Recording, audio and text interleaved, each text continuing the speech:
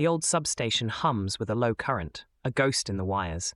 Dust motes dance in the single neon tube, an angry red against the cracked concrete. The air carries the faint metallic tang of ozone and the ghost of forgotten cigarette smoke clinging to the hand-labeled vinyl sleeves. Outside, the city murmurs like a restless sleeper, the 1966 rhythm pulsing beneath a 2036 sky. Black Star Pirate Radio. Liberdade checks in at 65 degrees and partly cloudy. Wind check north-northwest at 3 miles an hour. A faint, rhythmic thrum vibrates through the floorboards. First up, a sacred gathering turned precarious. A tent collapse during a Virginia church celebration. The tension here lies in the unexpected vulnerability of communal spaces. Concrete facts. During a church celebration in Virginia, a large event tent collapsed, tragically killing 1 person and injuring 22 others. This exposes not just the congregants and event organizers like the church, but also the tent rental company and potentially local authorities responsible for permitting and safety inspections.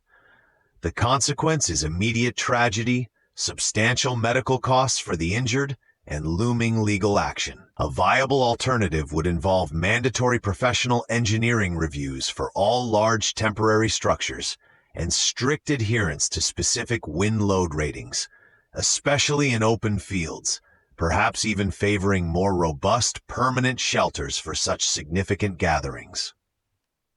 This weaves into the deep cultural fabric of community trust and the illusion of safety within shared spaces. A temporary shelter meant for celebration became a TogeeVision.com of profound vulnerability, echoing ancient tales of sanctuaries failing their people. The lineage of this incident falls to affected families seeking justice, first responders managing chaos, and regulatory bodies now forced to reevaluate guidelines for public event safety. Who carries this forward? Every event planner and attendee, now carrying a new awareness of structural integrity. Patching in a caller, the contrarian. You're on the signal. New tape on deck. Butler warns coalition against using NDIS cuts as patching in a caller. Go ahead. Togee, this is tragic. But beyond the immediate fallout, who ultimately bears the long-term financial cost of such an oversight? Is it the church, the tent company, or are taxpayers on the hook for emergency services and potential public health impacts? And what really changes to prevent this, beyond another fine? Copy that, bringing it back to the main thread. That's the structural question, caller. Our chosen next move here is to launch a community-driven pop-up safety squad initiative, equipping volunteers with basic structural assessment checklists and encouraging anonymous, crowdsourced reporting of perceived vulnerabilities at public events via a new Safe Gatherings app. This immediately turns confusion into actionable vectors, empowering citizens to contribute to their own safety architecture. From physical structures to political ones, we pivot to the ongoing struggle for social supports. Butler warns the coalition against using NDIS cuts as pawn in bigger game and says bill delays could cost billions. The core tension, essential human dignity caught in a political tug-of-war. The facts are clear. Australian Government Minister Bill Butler has publicly cautioned the opposition coalition against treating the National Disability Insurance Scheme, NDIS, as a political bargaining chip. He asserts that proposed bill delays, aimed at making NDIS cuts, could ultimately cost the nation billions in accrued expenses and missed preventative care. This exposes hundreds of thousands of NDIS recipients, their families, and the disability service providers who rely on stable funding. The consequence is a direct threat to the quality of life for vulnerable citizens and a massive fiscal burden in the future.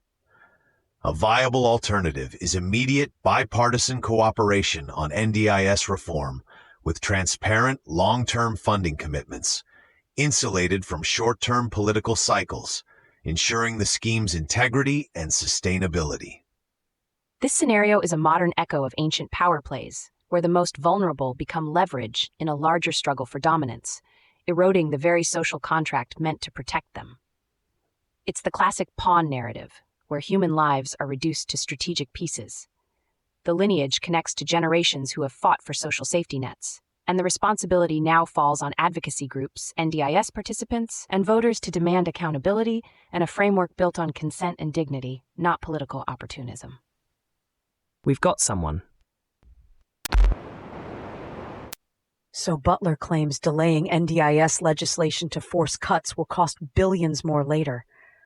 What's the coalition's actual financial argument then, if not to save money? Are they just gambling with people's lives for a political win, and who's really paying for this bigger game beyond the immediate NDIS recipients? Your point on the hidden costs is critical. Our chosen next move involves initiating an NDIS budget transparency project, where we invite NDIS participants and economists to collaboratively model the true long-term costs of underfunding versus stable investment using publicly available data.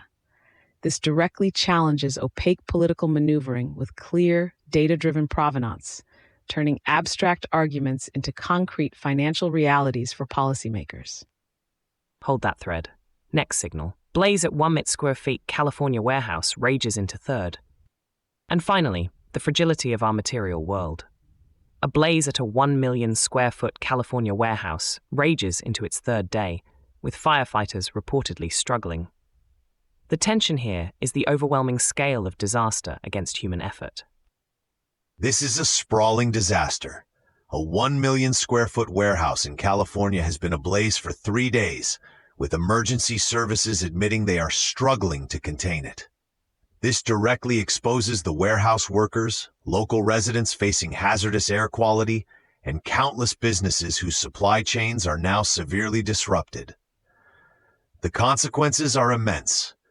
Catastrophic economic loss for goods stored, significant environmental impact from smoke and runoff, and an enormous strain on emergency resources. A viable alternative would be promoting decentralized warehousing models, investing in advanced robotic fire suppression systems for such large facilities, or implementing stricter regional zoning to prevent such massive single points of failure. This raging fire is a stark, almost mythical image of the hidden infrastructure of our consumer society, a dragon of material goods consuming itself.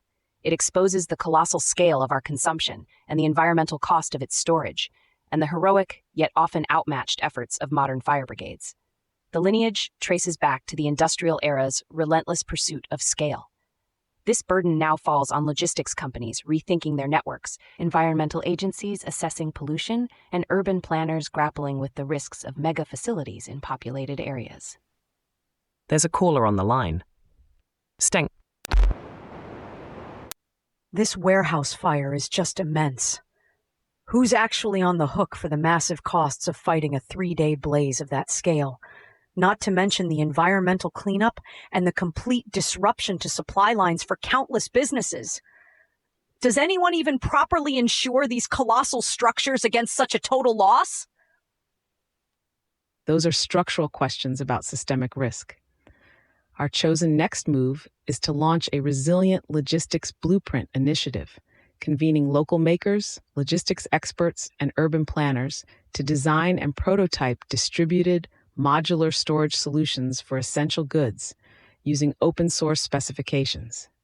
This creates tangible alternatives to the single point-of-failure mega warehouse, building a more robust civic architecture for commerce and emergency preparedness. Anansi, Lex, Keelan, thank you for charting these vectors tonight. When external systems try to define our value or threaten our foundations, our autonomy demands we build new structures. The blueprint for consent and dignity isn't found in compliance or convenience. It's architected in shared analysis, in mutual aid, and in the clear signal we send each other. Black Star Pirate Radio. Continue the signal at TogeeVision.com. Tune in, Sparks and Stories, Gig Passport.